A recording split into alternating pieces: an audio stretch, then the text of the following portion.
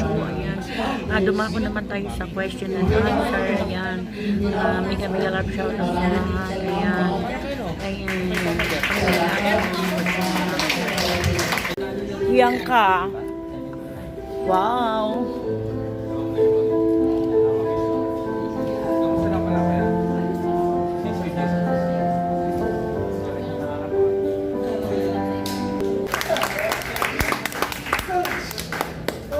Hi, Ma'am Lemon. Mega love shout out. Lemon. Hello, sir. Hello. Good evening. Maraming salamat. One more round of applause. Yes.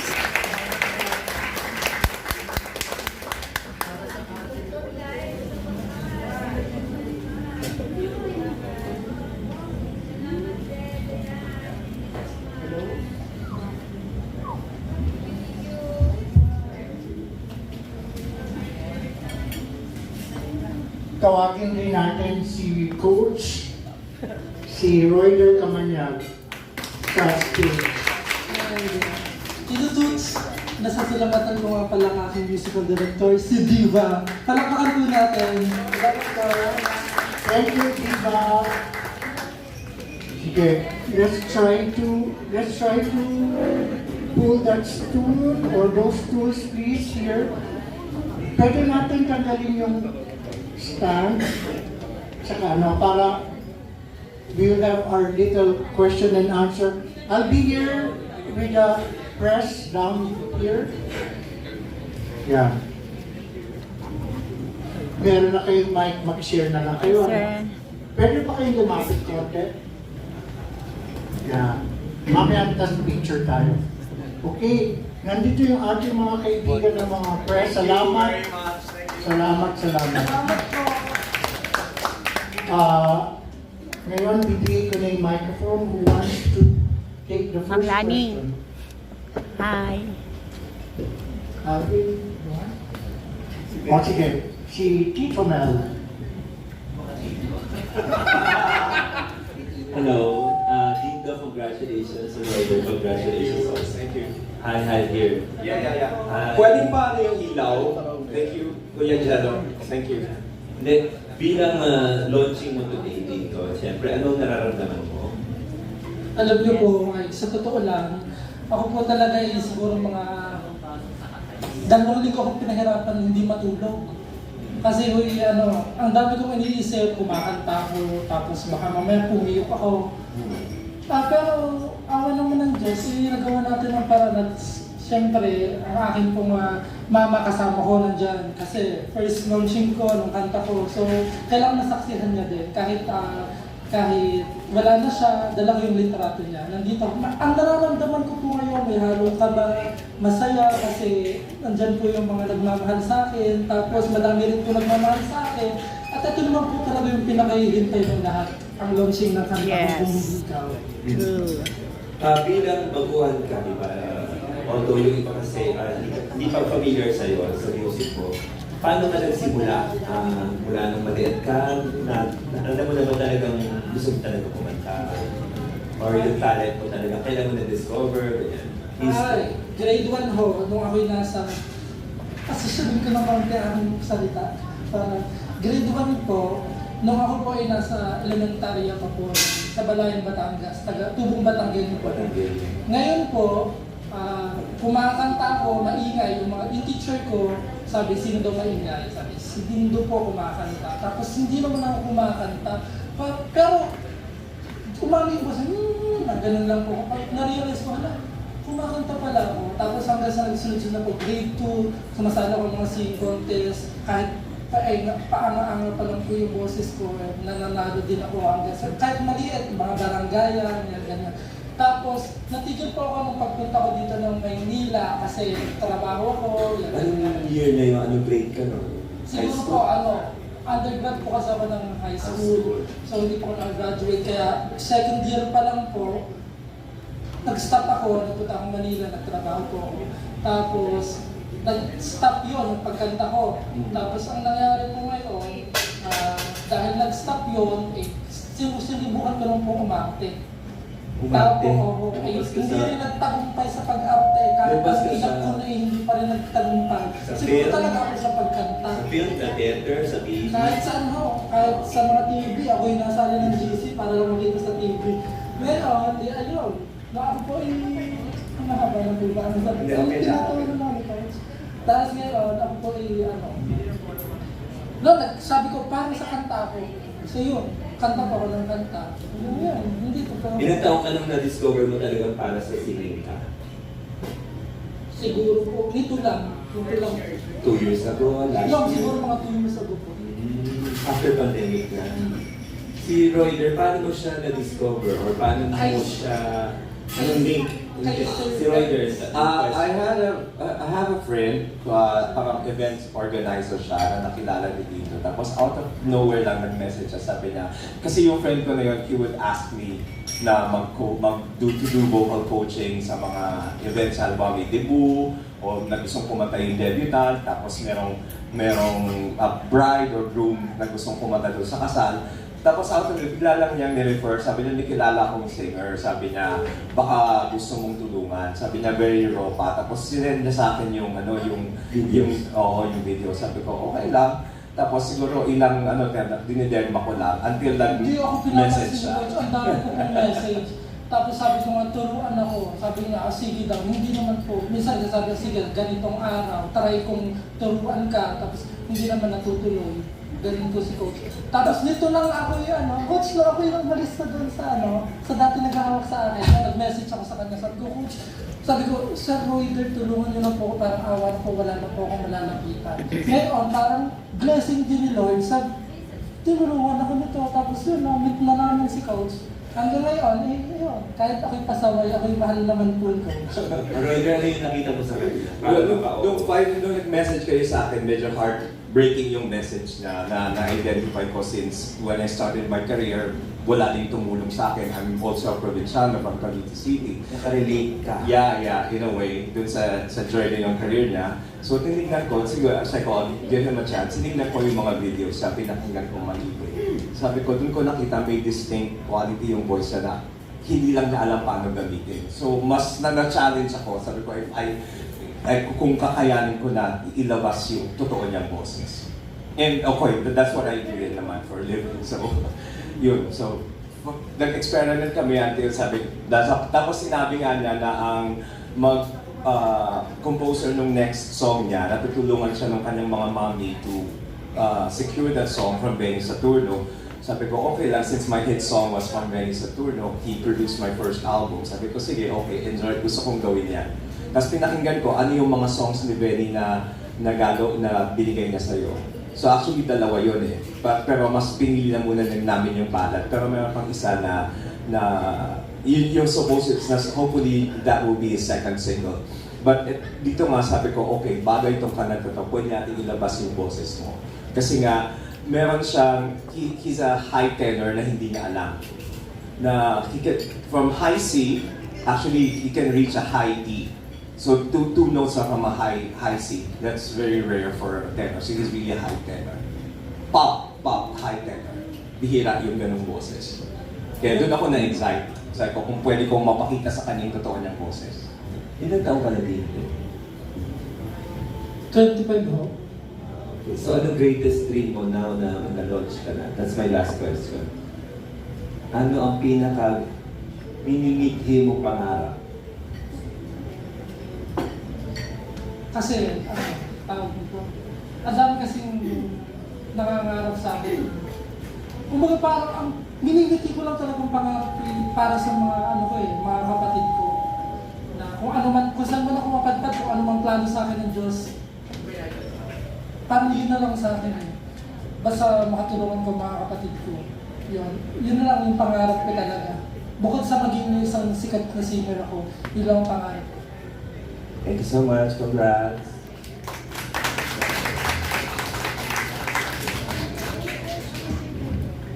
Okay. Good evening, Ding Dong. Hello po! My name is Pirante. Kasi nasubaybayan na kita, di ba? Nung nagsimula ka. Opo. Talagang isa ako sa naniwala kasi mahusay ka talaga. Ilang shows mo na yung napanood ko, remember? Sinabi ko na sa'yo na magaling kang kumanta. So, that time, meron kang title yung Scripted King. Saan ang galing yun? Pwede ikwento mo yun sa kanila. Ay, oo. Or dadalhin mo pa rin ba yan ngayon? Or ano nang mangyayari? Hindi ko po iiwan kung saan po ako unang nakilala.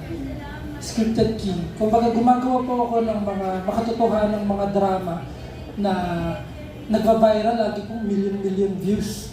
Kumbaga parang lahat po ng mga nangyayari sa totoong buhay na nakakaiyak, ginagawa ko siya. Na parang hindi ko pinag-iisipan, bigla ko na lang may isipan on the spot. Tapos i-upload ko lang, mamaya viral na. Kumbaga parang marami nagtatanong po ng mga tao kung totoo ba ito o hindi. Tapos ang dami nagagalit sa akin, meron isang politiko na nag-message sa akin para bibigyan ako ng pera. Kasi may content ako na parang pinapalayas ako, wala akong mapuntahan. Tapos ilawin ko po na scripted lang. Tapos ang dami nagtatanong, ang hirap pong mag-explain na isa-isa. So ang pinangalan lang po nila sa akin, dapat ikaw si scripted boy. Nag-isip ako, Scripted King na lang. So Scripted King, yun. Ang dami po tumawag sa akin noon, KMJS, tapos Rated K, mga TV. Nakinancel ko po lahat yon kasi natakot ako na hindi ko akalain na magba-viral pala yun. Tapos i-interviewin daw nila ako. Nag-deactivate po ako ng Facebook mo kasi sobrang takot ko. Yung pala yun, okay lang din naman pala scripted na, ginaya ko. Okay, next question. anak na. Ngayon, ibang-iba na rin yung itsura mo, di ba? From the previous Tsaka, ano din, may pinagdaanan ka din, di ba? Pwedeng ikwento mo lang kung ano yung gusto mong ikwento tungkol doon sa pinagdaanan mo na yon and how has that changed you now? Kasi di ba, nabanggit mo kanina from your previous manager, di ba? Parang ganun. So, ano na? Maayos na ba ang lahat? Opo! Ako, nagpapasalamat po ako, wala po silang lahat narinig sa akin. Kasi ayoko din naman, siyempre naging mahal ko din naman Yes, siya. correct. Nakatulong siya sa akin. Kumbaga parang may mga pinagsamahan kami masasaya na hindi lang talaga match kaming dalawa. May mapupunta sa kanyang ibang talent na magkakasundo sila at mapapapunta rin ako sa taong magkakasundo kami. Yun ay si Coach. Oh. Siyempre, ikaw ang nagtuturo sa akin, Coach. Ngayon, yung akin pong dati, mahal na mahal ko din naman po yun. Pati lalo ng pamilya noon, yan. Kaya okay lang po. Napagdaanan ko na po yun, parang wala na po yun sa akin. Kasi iniisip ko na baka naman hindi ako magtagumpay kung ang puso ko Nega. Oo. Ay, gusto ko okay ako sa lahat. Ayoko nang may kaaway. Okay lang na awayin niyo ako ng awayin. Pero kayo, wala kayong madidinig sa akin. At yun Correct, din yung totoo tinuturo sa yan. akin ng mga mommy fingers ko. Yan. Meron na Yes.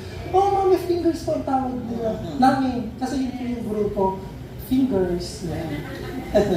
Tsaka, for a while, hindi, yung nag-start ka, marami ka na rin kasi naging following worldwide, di ba? Ako. Nagtuloy-tuloy pa rin ba ngayon yung like yung Yung kauna-una. different groups mo from the other countries, ganyan? Ay, opo, tuloy-tuloy po.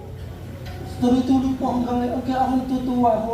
At saka yung mga ibang followers ko sa TikTok, sa Facebook, meron na kami GC pagkakadami. Ako nga po isang beses mag-video call. Nung pipindutin ko na hindi pala kaya mag-video call doon. Kasi ang dami na nila. Yun, gano'n. Okay. Thank you and congratulations. Salamat Yes. po. At maraming salamat po sa regalo mo sa akin ng birthday. Ay, alala mo pa talaga. Okay. Hindi, one last na lang for Royder. Ano yung nakikita mo kay Dindo ngayon? Dahil ikaw na ngayon yung parang may mga binago ka sa kanya eh. So anong tingin mo sa mararating ni Dindo ngayon in his career? Well, siguro ang ano ko doon is really, he has a very raw talent. So ang ano ko doon is, ma-realize niya na kung ano yung meron siya and at the same time, ma-embrace niya yung artistry nung ginagawa niya. Yun. Thank you and congratulations pa. Salamat po.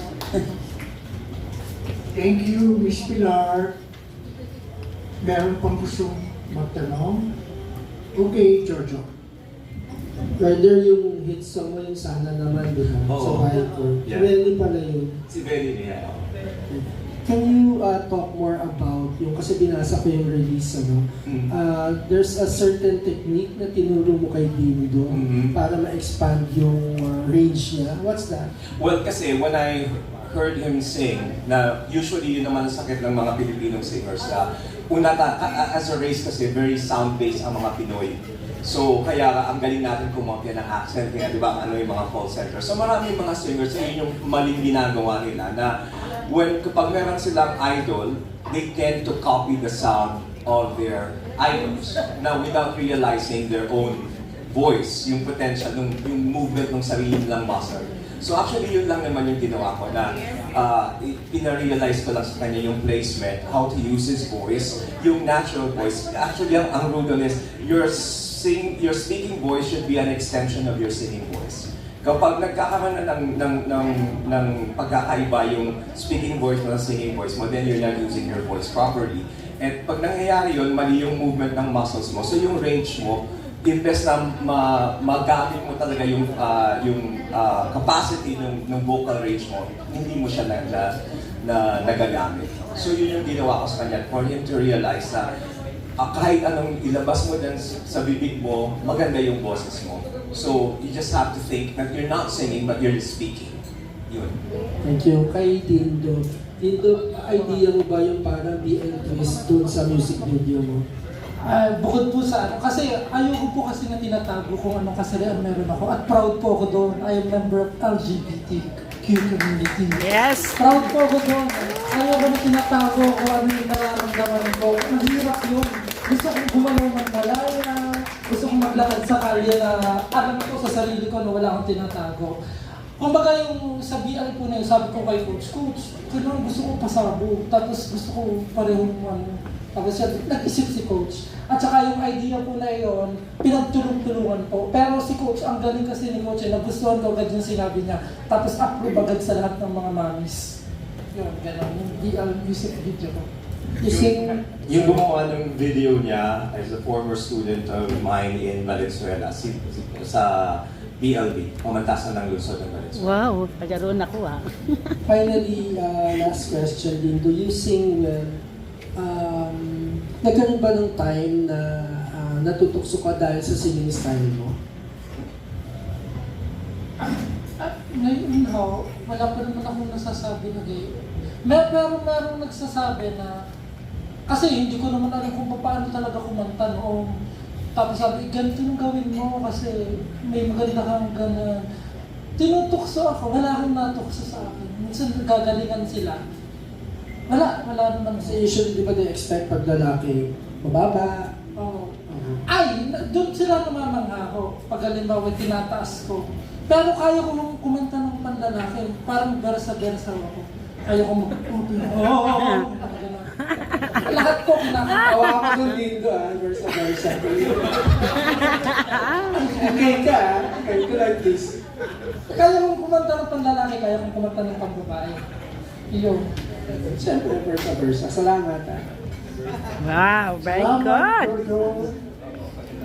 Meron pa tayong questions? Dito, Harold, ikaw. Yan. Congratulations, I'm Aaron from What's Happening.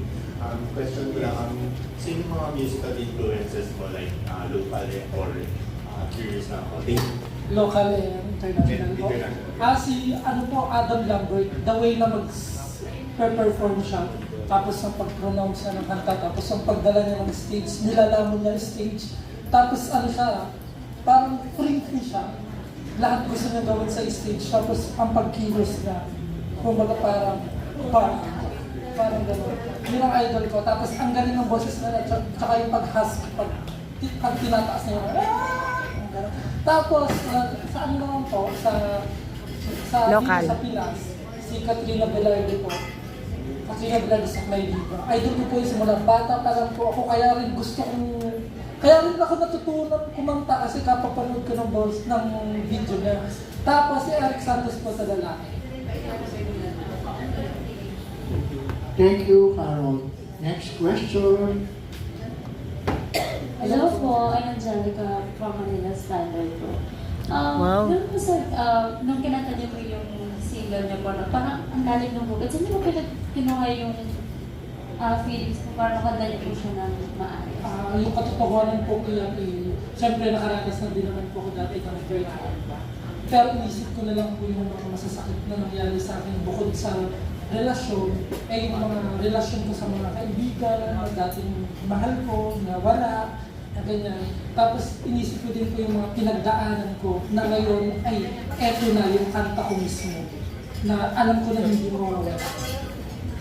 Sige, last question po for me. Dream collaborations po. At rin ko lang. Kung sa mga gusto niyo pong mapalab ko in the future.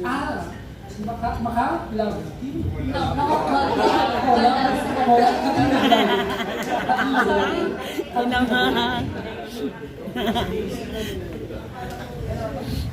Hi, good evening. First of all, congrats on the launch of your... Salamat po. Doon ako sa, sa something. Since na-mention na it's being by Ben, siguro, how hands-on are you siguro? Like, paano yung collaboration nun siguro, Ben, when it comes sa song? Ay, nagpapasalamat po ako muna kay Johan, yung isa pong artist po ni Sir Benny Saturno. Kasi nakita ko, Benny Saturno. Kaklose ko po yun, taga Batangas din. Ngayon, nasa Macau na nagtatrabaho. Ngayon, nag-message ko ako, sabi ko, baka naman pwede matry ko si Sir Benny Saturno. Ngayon, free na ako, available na ako kahit kailan. Tapos meron din naman mga mamis na tumutulong sa akin, ibang bansa, kahit po dito sa Pinas. Ngayon po, ayan, sabi ko, try ko naman. Sabi ko, sige, ang bilis po, walang dalawang pag-isip, kasi kahit hindi po kami masyadong magkakilala talaga, sa chat lang kami nag-uusap. Tapos yun, inano na po ako kay Sir Benny, hanggang sa nakausap ko si Tito Benny, nagpunta po kami sa kanilang bahay, hanggang sa nakausap ko, binigyan ako ng 3 kanta, pinapili ako. Hindi lang po ito yung kanta ko kasi may dalawa pa po na nakalatag sa akin. Pero nauna po ito. Tapos ayun, hanggang sa binigyan po sa akin mo kung hindi ikaw. Dahil kung hindi ikaw daw po, yung pagkakakanta niya, swak daw po sa boses ko. Pero binigyan naman siya ng freedom ni Benny. Bigyan siya ng interpretation. Tapos doon naman ako nag-ano because I sang a Benny Saturno song. Actually, si Benny Saturno song meron siyang rhythm na yung rhythm na yun, if you're the singer, you'll be damned if you go against the rhythm.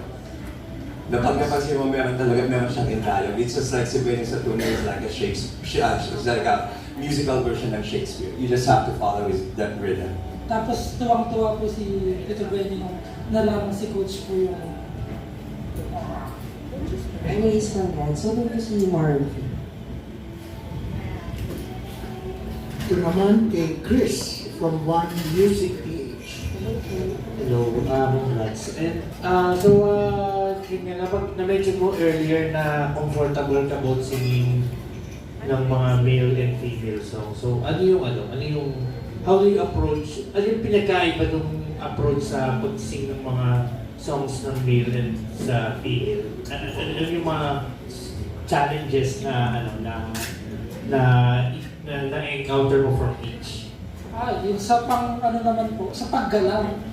Kasi gusto ko lahat, yung kilos ko ba, pag lalaki kasi, yung kailangan mo pong mag-effort ka kung paano galaw yung katawan mo.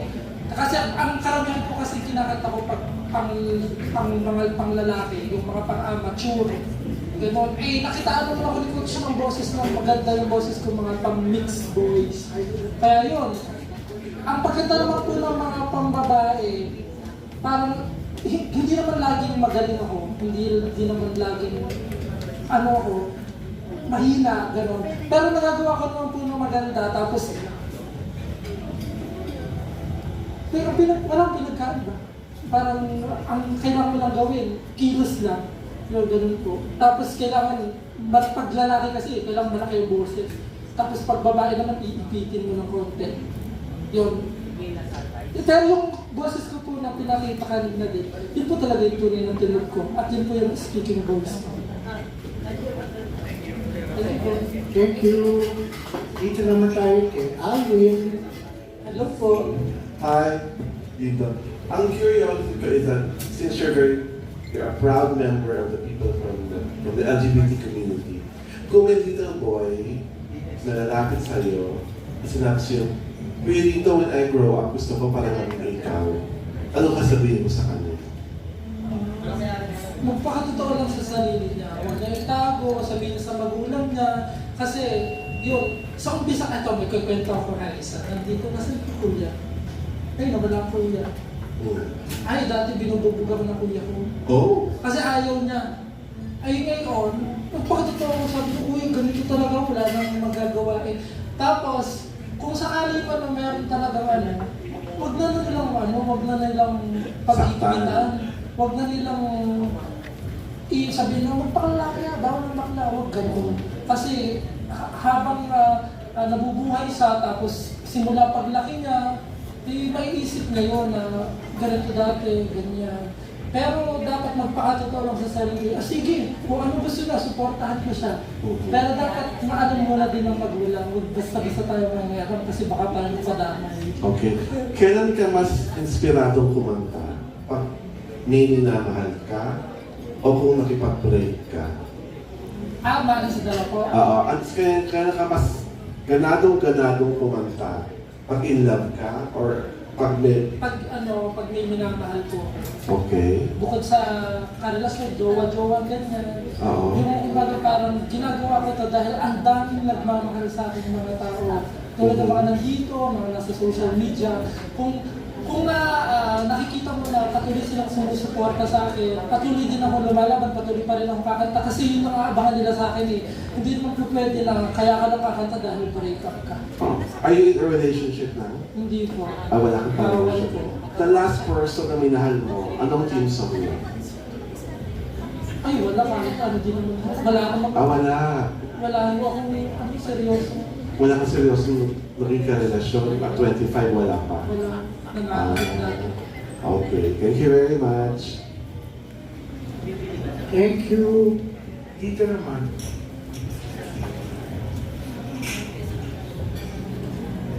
Hi Tito, Florencio from Anot Life. Natanong ko kasi, since parang, yun nga, very wide yung vocal range mo, usually kano katagal mo perfect yung isang kanta? Or kano katagal mo inaaral bago ko masabi gamay mo na yung kanta?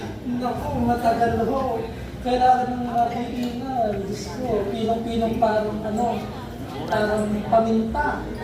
Kasi hindi mo makakalain na minsan okay. Tapos mamaya wala. Tapos mabilis po akong tawag ko? Ma-distract. Yung mabilis po akong maganon. Once na may tapos ganon yan. Hindi ko na magagawa ko. Kaya karamihan kapag ako'y kumakanta, nakapikit na lang ako para hindi ko makikita kung ano. Pero pinaparamdam ko kung ano yung kinakanta ko. Yung ganon po ako, yung kakanta. Pero mahaba-haba. Pero kahit pa paano naman po, pag oras talaga na nasa stage ako, hindi ko po hayaan magpahiya ako. Lahat gagawin ko po. For example, ano yung pinakamatagal na inaral mo yung isang kanta para masabi mo, ay, confident ako kantahin ito? Kano katagal? Matagal-tagal. Dapat ba na ilang buwan or Ay, weeks hindi lang? naman po buwan. Ay, buwan. Siguro mga 2 linggo. Yun, din. Thank you. Thank you. Okay, Omar. Hello po. Hello, congratulations. Salamat po. Yung mga kanta mo kanina is more on ballad, no? So, meron bang, is there something in the future na we're going to sing a faster song? Opo. Kasi yun po yung pag-aaralan po namin ni Coach. Kasi yun po yung parang nakalista na kung alin po yung aaralin kong sunod na kakantahin.